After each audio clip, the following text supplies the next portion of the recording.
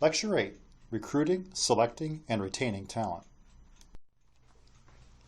Commonly, when we think of recruiting, we think of looking high and low to find a group of qualified candidates to fill some specified role because of growth or a vacancy, right? Next, we envision some sort of standardized process to winnow the field down to a few highly qualified candidates. Then we make our selection, and the candidate says, heck yeah, or hell no, and we move on from there, confidently tackling the next issue at hand. Now, Greg McKeown, in his Harvard Business Review article, Hire Slow, Fire Fast, talks about the process wherein many companies make a snap decision to follow a process of some kind and then hire quickly. He reports that there's a bias for speed combined with the pressure for high growth, and this drives many leaders to be quick to hire. We got to fill that role now! And our book does an admirable job of working us through a more measured approach, right? Classical approach, taking us through the mechanics of the process to help us avoid the kind of hiring pitfalls, these fast hiring pitfalls that Greg mentions in his article. And there's not much there I can add. But what if there is no one to hire? Or at least darn few? We discussed this a bit the first night in class. Remember, we were all feeling the pinch of finding qualified candidates for jobs we have now. Well, let's take a look at some data. It's what we call on the first night of class, artifacts. Presently, Michigan's unemployment rate is heading below 5%. I mean, check it out. We are below where we started before the Great Recession. And this is in the face of a myriad of bankruptcies and plant closings in our state. And yes, there's the question of those who have given up looking for employment, and they're not being counted, right? But the fact remains, we are having a tough time finding folks to fill spots. In fact, Grand Rapids, here our hometown, our unemployment rate as of July 2016 is 2.9%. 2.9%, folks. So let me show you something else. This graph shows the cyclical nature of unemployment in the U.S. since the 1950s. The graph is interesting because it puts into perspective the fact that what we are experiencing now is not unique. I'll guess most of us recognize this, but it's good to remind ourselves that we are not the first group of leaders and managers to deal with this feast or famine situation. Okay, so you might say, well then fine. Let's just follow what the last group of successful leaders and managers did when faced with a manpower shortage and call it good, right? Or maybe we could just wait for the cycle to turn like it always does. Yeah, however, I'm going to add a couple more layers to this, and I hope it will outline that while we're not the first to deal with the scarcity of human capital, and that yes, it is cyclical, that what we face now may present the toughest job yet. And this may mean that what has been done in the past may not be the right course of action moving forward. So hang with me here. So here's a graph that shows both the total number of live births in the U.S. as well as the birth rate. And you're asking yourself, where is he going now? Like I said, hang with me a little bit here, all right? So the birth rate is the ratio of total live births to total population in a specified community or area over a specified period of time, and it's often expressed as the number of live births per 1,000 of the population per year. Okay, so now two things jump out on me in this chart. First, we clearly see the baby boom that ends right around 1960, and from there we see a dearth of births, it rhymes, right, alliteration, a dearth of births that finally recovers around 1990 and then levels out. Secondly, we see a steady decline in the birth rate. Our population is doing less baby making, or at least all the baby making we're doing is netting fewer babies per person. And while our population is growing, we're somewhere around 320 million, it's the largest U.S. population ever, the growth rate has slowed. Here's a graph which shows the per capita gross domestic product, GDP. It's the broadest quantitative measure of our nation's total economic activity per person. And more specifically, GDP represents the monetary value of all goods and services produced within a nation's geographic borders over a specified period of time per 100 people. Kind of similar to birth rate, right? Think of it as factory output, where the U.S. or Michigan or Grand Rapids is a factory with all of its working folks putting out goods and services. And yes, you can lean a factory out to make it more productive, meaning more goods or services per person to a point. And then you reach a maximum, where in order for you to satisfy demand, you need more people. And while our birth rate is slowing down, our GDP in the U.S. is not. The title of this class is Contemporary Issues in Industrial Management. Up to this point, our class really has been pretty much classically based management of organizational behavior. But now we have our first contemporary issue to tackle. How do we run a business when we cannot find the people to run it? Going back to Greg McKeown's Harvard Business Review article, Hire Slow, Fire Fast, he offers, that it simply isn't compassionate to keep one ill-fitting person on the team and make the rest of the team struggle as a result. He also outlines that to force someone to be something they're not is neither sustainable nor humane. It doesn't serve the people to keep them in the wrong role, and I get his point. Sometimes bad hiring decisions are made and they need to be corrected. However, I propose a different approach. Our book, as well as other sources, outline that job competence is composed of knowledge, aptitude and skills, experience and intellect. Makes sense, right? We learn too that behavior, attitude, and temperament are just as important as qualifications and skills. It's what we discovered as the basis for the 9-box assessment tool of a couple lectures ago. But think for a moment. Skills, knowledge, experience, these are part of training and practice. Now, intellect and aptitude, sure, they help direct where a person might best serve, but training and practice, yes, these will develop and hone capability. It's key in helping make progress in terms of results. But hear this now. We will learn later when we delve into our book, First Break All the Rules, that great managers recognize that each person on their team will have different ways of thinking. Each will have their own peculiar style, right? Their own personalities, their own behaviors. So my thesis for this lecture on our chapter is this. You recruit internally, you select based upon personality, and you train to retain. This allows you to move folks up through the organization, which opens entry-level positions to a wider pool of candidates. Okay, now obviously your company may not have the time to train the mailroom clerk to become the nuclear scientist you need for R&D, even though he or she may have all the aptitude or intellect to be successful in such a role. Also, I don't propose here that we hammer on the proverbial square peg that fitted in the round hole, right? I'm simply proposing that we take a look at the problem differently. And I will say too that training is the easy part. Well, when I say easy, it's more straightforward, right? The challenge here is to help an employee best help a company. And to do that means that we need to first understand their personality and temperament. And that helps support the behavior, the successful behaviors we need in a team environment. Companies began to experiment with behavioral questions back in the mid-'80s, based upon pioneering work being performed at Harvard and other universities in the 1970s by industrial psychologists. I touched on this during our first online discussion regarding ethics. There are many behavioral-based interview questions. Let's try a couple. All right, here's one. What do you think you owe to your employer? How about this one? What does your employer owe to you? Now, what if I told you that both of these behavioral questions are one-word answers? What do you think you owe to your employer? Honesty. What does your employer owe to you? Respect. But if you don't know the key here, you will ramble on, which is exactly what the interviewer wants. They want to see how you behave under stress, knowing that you've been asked two deceptively difficult questions. How about these humdingers? If you could change anything at all about your present job, what would it be? Or, if I asked your last manager to describe you, what would he or she say? Ethical dilemmas there, right? All are good questions, really they are.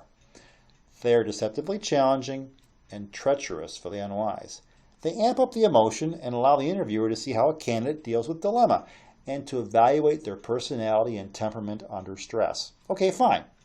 But what do you do with the answers, and how do you decide best to proceed, right? Ultimately, aren't we trying to simply find a good personality and temperament fit, and then to manage and lead our group of employees well? This question is true of potential new hires as well as internal candidates, right? The good news here is this. Some very talented people have given us a framework, It's called the Myers-Briggs Assessment Technique. Carl Jung, a Swiss psychologist and one of the fathers of modern psychology, began work on behavior and personality that created now some widely accepted psychological concepts, including Jungian archetypes, as well as extroversion and introversion. Most notably, Jung wrote a book entitled Psychological Type. Now, enter the mother-daughter team of Catherine Briggs and Isabel Myers. And they read Jung's book when it was first published in English in 1923, and they fully embraced his work, especially his findings of both Jungian archetypes and the concepts of extroversion and introversion. These ladies developed an instrument, which is a test, right, that based upon Jung's work could sort out individual personality types. There are 16 personality types as defined by the method. Now, there are a couple things to point out here. First, there is no particular good or bad type. Successful employees of all types can be found throughout business. The methods focus on our preferred way of doing things, taking in information, organizing our day, and relating to people.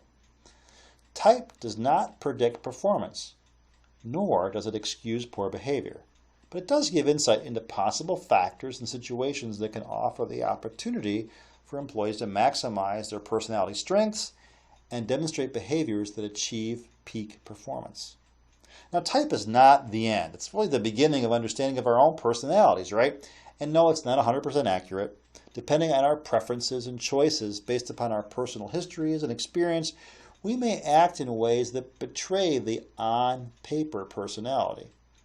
There may also be some pronounced blind spots that are a result of what we want to see in our personality type as assessed. Ultimately, though, the 16 different types represent 16 different ways that we see, experience, perceive, and interact with the world. Having different types of personalities on your team will offer you the potential of different perspectives on how to approach and solve problems, as well as how to deal with change.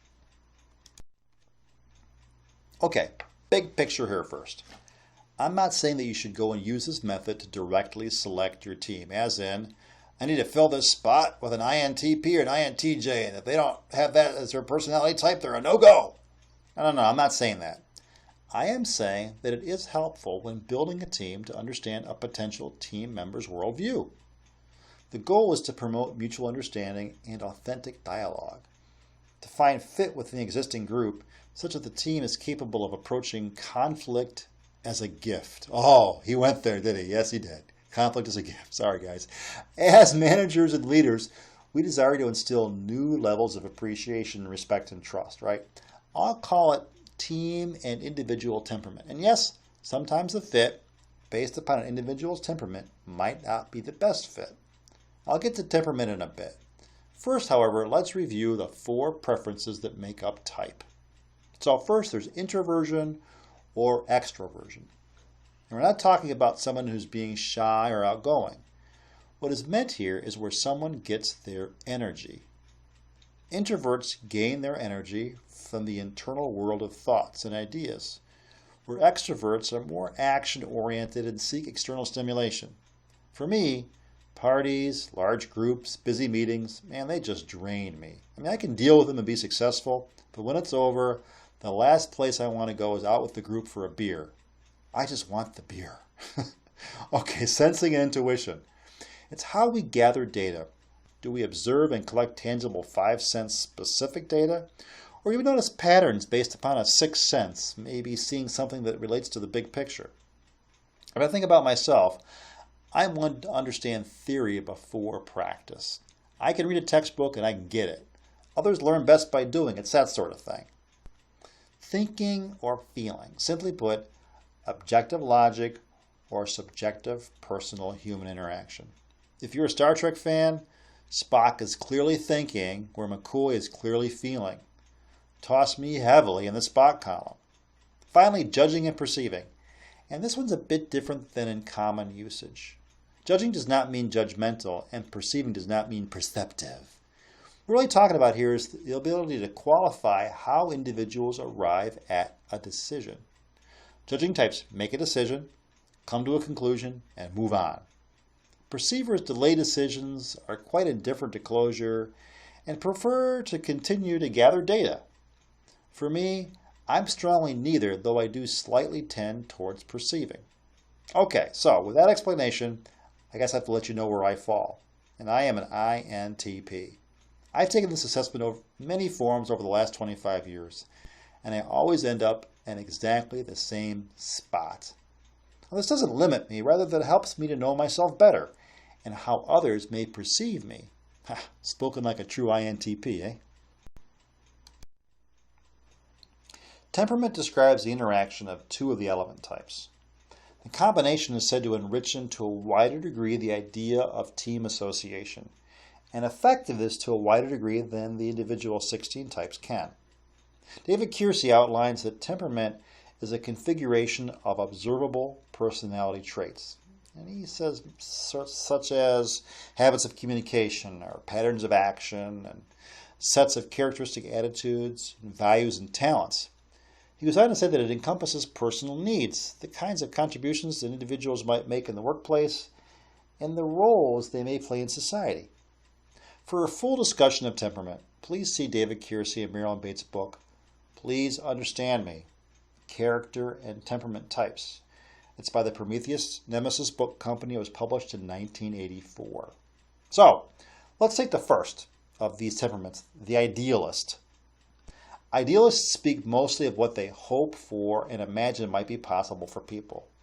And they want to act in good conscience, always trying to reach their goals without compromising their personal code of ethics. So idealists seek meaning, they're empathetic, they see possibilities, they show enthusiasm and appreciation, and they want it in return, and they respond to people, and they want to stay connected. So in summary, the NF, idealists, make connections between people through empathy and clarification of deeper meaning. So the next temperament, rationals. Rationals speak mostly of what new problems intrigue them and what new solutions they envision. Always pragmatic, they always act efficiently as possible to achieve their objectives, ignoring arbitrary rules and conventions if need be. Truth be told, this is so me. Rationals desire competence and knowledge in new ideas. They prefer to work with ideas and concepts. They love problem solving. They enjoy designing and redesigning and exploring logical possibilities, right? But they may be unaware of others' feelings, and they may not follow through. Right? And for both of these points, for me, introspectively, truth hurts, right? It doesn't mean that NTs like myself cannot fill roles that would not be common for someone of an NT temperament, like a plant manager. I mean, think about it for a moment. Ideas and concepts are all well and good, but that ain't the world of operations in the plant floor, right? Nor is being unaware of others' feelings and the possibility of not following through. If you don't make shipments, that's not a good place to be. The important thing here is that I know this of myself and in advance, and I'm able to put in place countermeasures that might help me be successful. And at the end of the day, yeah, my brain hurts. I need to be away from people, and remember that beer I was talking about earlier? Guardians. Guardians speak mostly of their duties and responsibilities, of what they can keep an eye on and take good care of, and they're careful to obey the laws, follow the rules, and respect the rights of others. Guardians want to belong and contribute. They desire harmony and service. They provide stability and structure. They're realistic, reliable, rational, and they want others to be as well.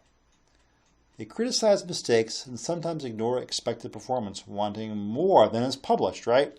And they can give impersonal awards and sometimes lip service. In summary, those with the SJA Guardian temperament have a knack for following rules, policies, and procedures. Artisans, the last temperament, and by no means the least. Artisans speak mostly about what they see right in front of them, about what they can get their hands on, and they'll do whatever works, whatever gives them a quick payoff, even if they have to bend the rules. Artisans want freedom, action, and flexibility. They prefer to be open-minded and negotiate. They love realistic problems and risk-taking. They enjoy short-range projects, and they may be perceived as indecisive.